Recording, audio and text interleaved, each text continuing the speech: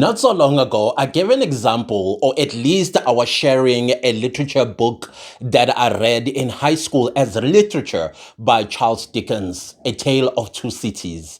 And I focused or I zoomed in on a character that happens to be my favorite character in A Tale of Two Cities, and that was Madame Defarge. Madame Defarge used to sit down. This is like the start of the French Revolution, but the French Revolution in a fictional form in the book. But it was also depicting the reality that was going on in France. So Madame Defarge is this symbolic figure in the book where she would sit down and she would knit names of all the aristocrats, the bourgeoisies, the royals, including Impimpi, and those that stood against the upcoming revolution.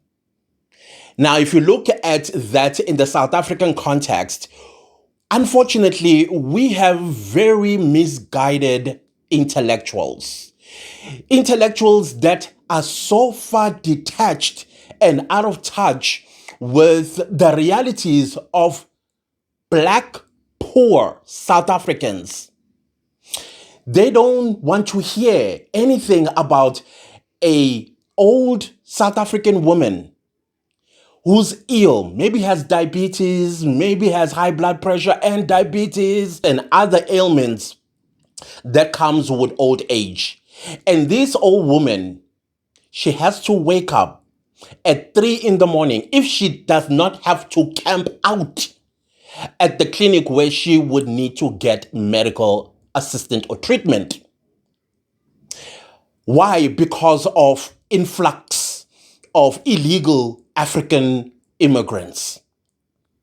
They left their countries because they are failing to hold their leaders accountable. That old woman and old man of a South African,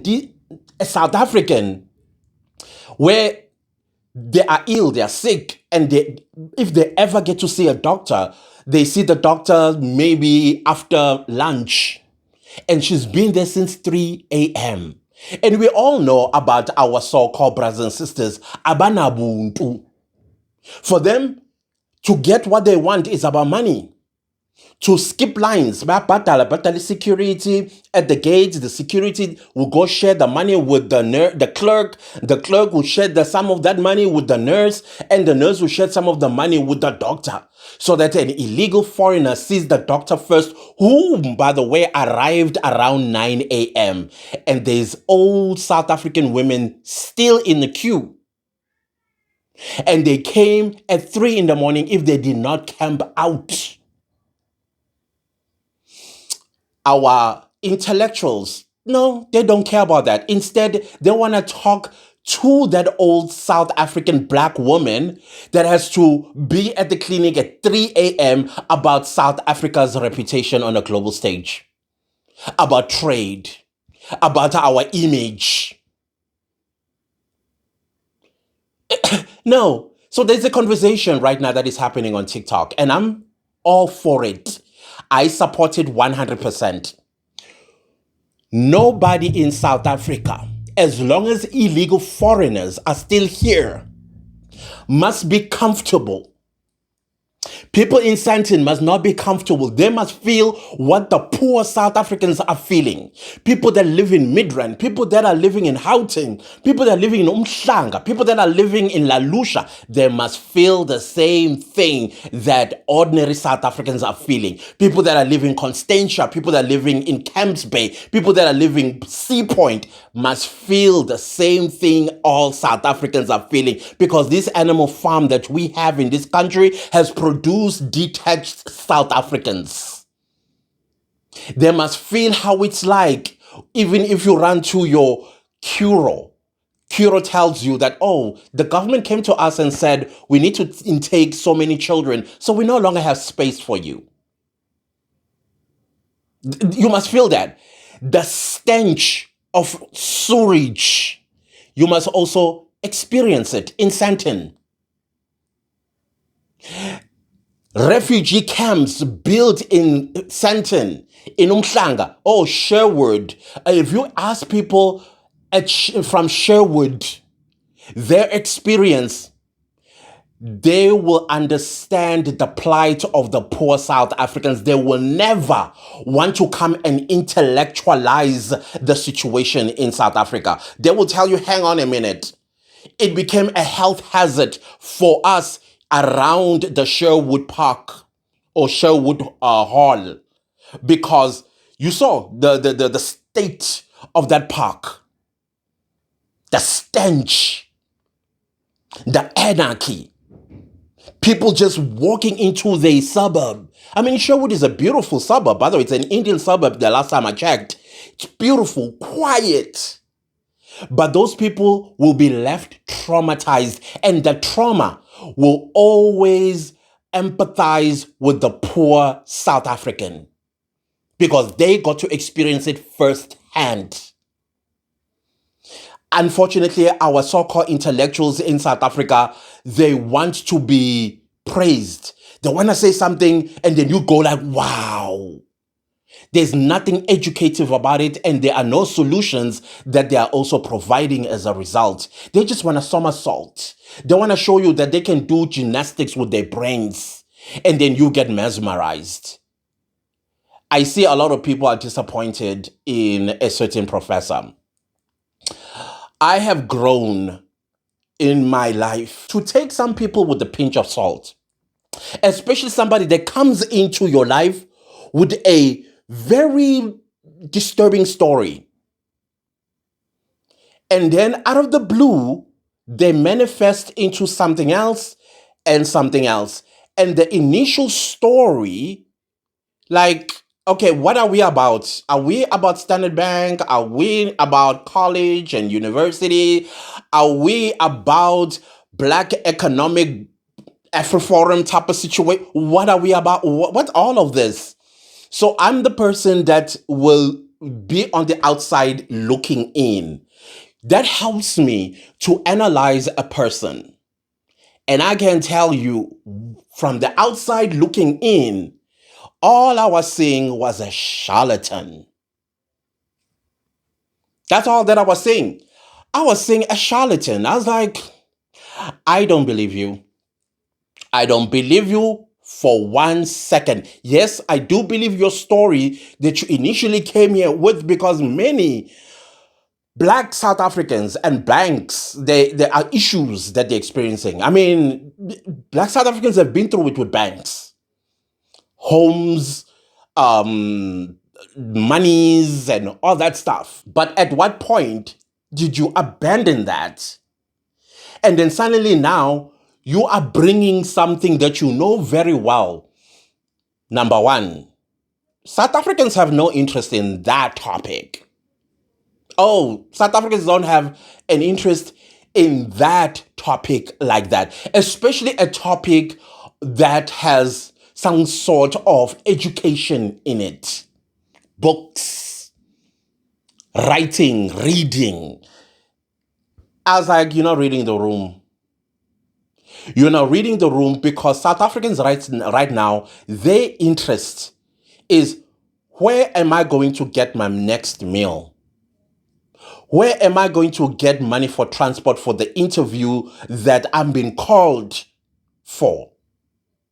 South Africans, I'm talking Black South Africans here. And I'm not also going to minimize or remove white, Indian, and colored South Africans that might also be going through the same thing. But I am speaking from my point of view where I am. I'm not in the colored community, I'm not in the white community, and I'm not in the Indian community. So for me to speak for all of us. But if they are such, share in the comment section. Black South Africans are asking themselves questions they shouldn't be asking themselves. And then you come when Uzo introduces izinto that are a problem in South Africa already.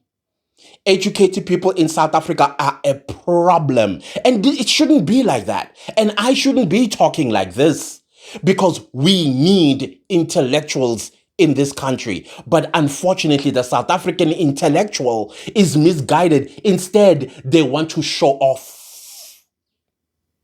Oh, you should see them when they do it.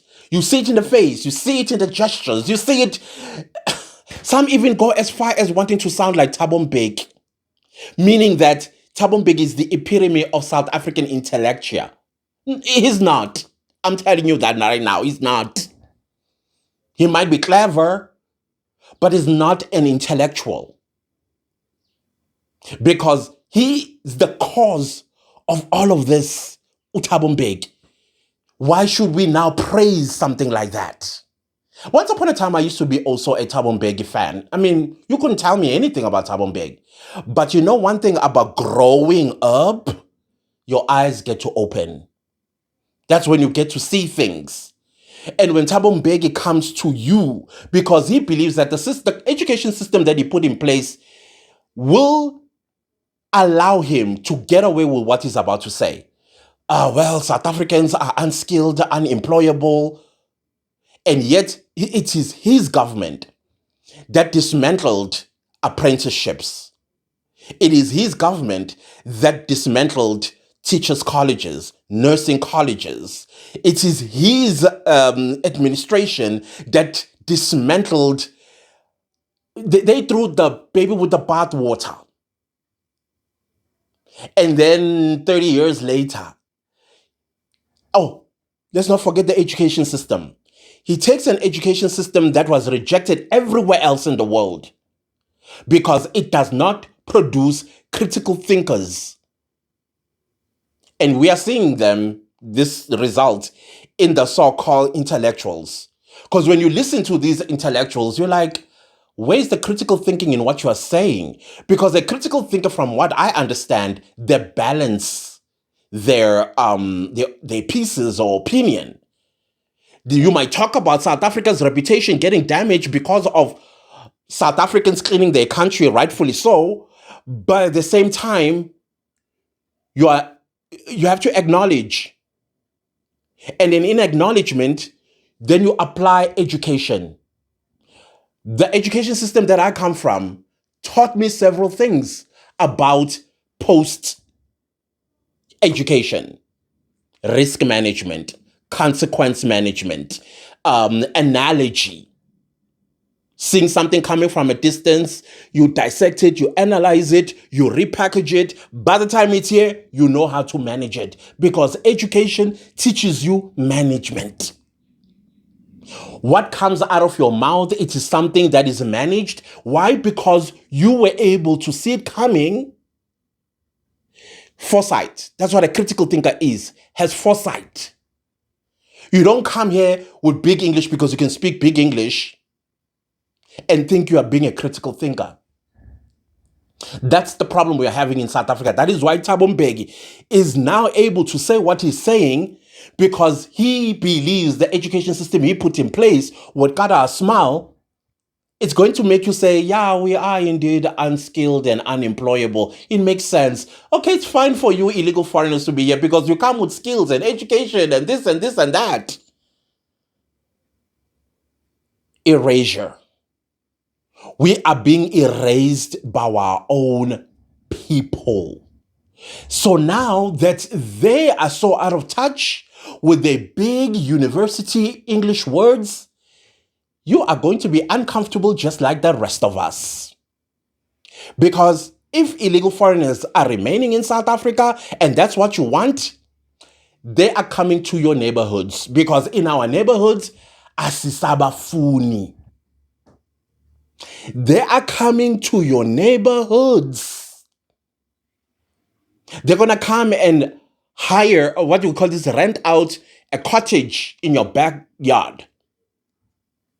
Let me tell you how they come, by the way. Oh, they come in very humble. Oh, so humble. You would feel like, oh, this is family.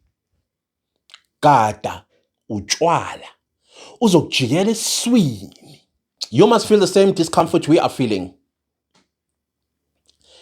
We're xenophobic, right? We're Afrophobic, self-hating. We want to hear what you're going to say when you are discomforted. We want to see. We want to see. And I'm telling you, South Africans are pushing in that direction.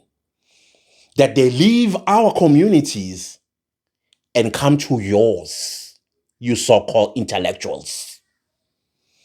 Begcwale ko-Sandton, begcwale ko-Mhlanga, Olalusha, all these places that I mentioned, they're coming to you.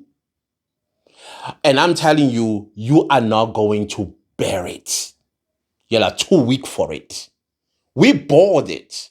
We stayed and persevered and hoped there will be change. And they never change. Ngoba, they don't have Ubuntu. They don't have Ubuntu. They don't have Ubuntu. Especially cleanliness. Sometimes you just going, I think it makes sense why God left West Africa. They are unclean. They don't like cleanliness. So no, we are pushing them out of our communities and they're coming to yours. Yeah, I'm talking you middle class. Oh, y'all are xenophobic, Afrophobic. Oh, South Africa's global reputation. Trade. It's Funubon. I want to hear you say those words when they are your neighbors making noise and breaking into your house while you're at work. We want to see it. We want to see it. We'll only be the only ones that are uncomfortable when sitting in your ivory tower and saying nonsense. I'm letting you know, we are pushing them. We're not going to be violent. We don't support violence, but we do have the choice because our communities belong to us. The clinics that we have in our communities, we had to fight.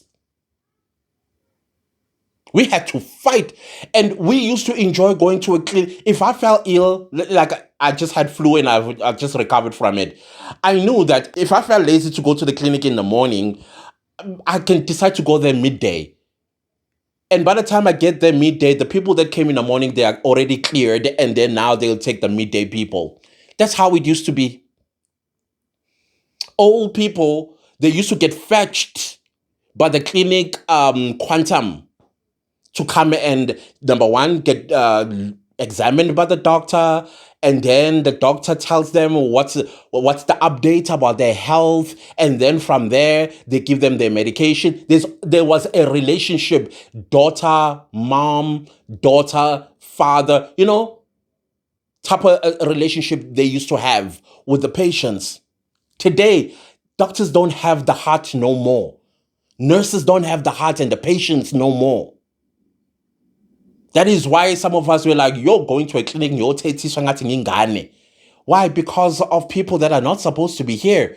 But stars of themselves. They have, like I said, they have no Ubuntu, no respect. They are so entitled. Just because they heard, oh, it's free treatment. So because it's free treatment, they think they can do as they please with the nurses. We are not like that. We've never been like that. We always had a good relationship with our healthcare workers. So no, they're going to fill up in Sandton Clinic, whether they pay or don't pay, or government will have to see what the government does. Because they will go to the government and they will complain because we don't want them in our communities. We don't want them. We don't want them in our communities. So now they're going to have to fork out money to go to Medicare and all these other, whatever it is that you guys in the middle class enjoy with your medical aid. We're done being nice. We've been nice for far too long. I was speaking to my Ghanaian neighbor. I think I've told you guys about them. They live about a few houses down the line. So they watch my videos. So they do admit that they've been scared to approach me. Like, call and say, hey, what's happening? They've been scared. And I asked them, why are you scared to call? I mean, I'm not fighting with you. He's like, well, your videos are recently quite angry with Ghanaians. I said, yes, I am. As a matter of fact, I'm not just angry with Ghanaians. I don't want them no more. I don't trust Ghanaians no more. And then he asked, what about me? I was like, I don't trust you either. I'm sorry to tell you. You people, I thought you were the most wonderful people on the African continent. And the moment you get an opportunity to stamp on us, that's the gratitude to show us. He's like, no, I apologize. I'm like, your apology means nothing to me. I don't want to lie. At this point, I don't trust a Ghanaian. And so he was asking, so what happens to our relations as neighbors? I was like, do what you will with it, but I'm just letting you know, I don't trust you no more. I don't. I'm going to be brutally honest with you. I mean, you know that South Africans are brutally honest anyway, so I'm sorry. He's like, yeah, the Ghanaians that left here, they were wrong. And most of them, he knows them.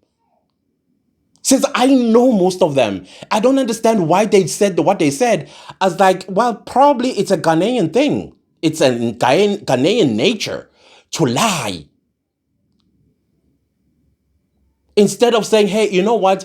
In as much as there is perceived xenophobia, but I've been in South Africa for 10 years, 15 years, 17 years, as some of them were saying. Because if it was that bad, you would not have stayed another year in South Africa. If it was that bad, you wouldn't have stayed another year, let alone another week. You would have left. But you stayed for 10, 15, 17 years. And then you come back and you say one-sided part of your stay in South Africa. Oh, terrible, terrible. South Africans are evil. The same South Africans that held your back. It's like, I know, I understand, you are right. I'm like, I'm sorry. I'm sorry. I cannot trust you Ghanaians no more. I think you are worse than Nigerians. At least Nigerians show you how evil they are. Take them or leave them. But Ghanaians, lethal. Ghanaians are lethal. I know, I'm sorry. No. But the point I'm making here is these are the things that the middle class will have to endure and enjoy. We are done at the grassroots level because we are not appreciated. We are not appreciated. I was looking at Zimbabwe. Mnangagwa came guns blazing at Zimbabweans. He extended his stay as the president for 7 years. He now can appoint 10 senates so that if the numbers inside does not look like it works in his favor, he pulls this 10 to vote in his favor. He has taken away voting rights from Zimbabweans and given it to parliament. Who's in parliament? Is it not his friends? No, they must go to the middle class. No, all of them, middle class. And the nice thing about South Africans, we know us, we know each other, and we know who's not us. If refugee camps are built in all these affluent suburbs, it's not our problem. It is not our problem. Union Buildings itself is going to enjoy some refugee camps up there. So that whenever Ramaphosa looks through the window and sees all these tents, it reminds him of what a failure he is as a leader. I understand that, is it Tuesday or Wednesday? The African Union is sitting and South Africa is on the table. Imagine African Union has an item of agenda. And they are going to deliberate on that item called South Africa. Guys, but African Union always have these summits. But what have they come out with that was implemented for the good of the continent? For Sudan, for DRC Congo, for Mali, for Nigeria. What have they come out with that's tangible and implemented? And then that thing was finished. Oh, but no. we are going to discuss South Africa. And we are going to come out with strong resolutions against South Africa. Bunch of failures. They'll be doing that. Bunch of failures. That is why the people are here. We are not accusing them of being failures. The evidence is here in South Africa. They are going to force South Africa to accept their people, legally or illegally, because African unity. South Africa. That is why we are telling the middle class right now, Uguti, be prepared. Asbafuni in our communities no more. Because some of them, but they're not going anywhere. Cool. But not in my community, you're going to say that. Not in my community. And in closing, fellow South Africans, no looting, no violence. Do things peacefully so that this is legit. But you have the right to say no more in my community. You have that right. Use it. Anyways, I'll leave the video right here. Please enjoy the rest of your Saturday. Goodbye.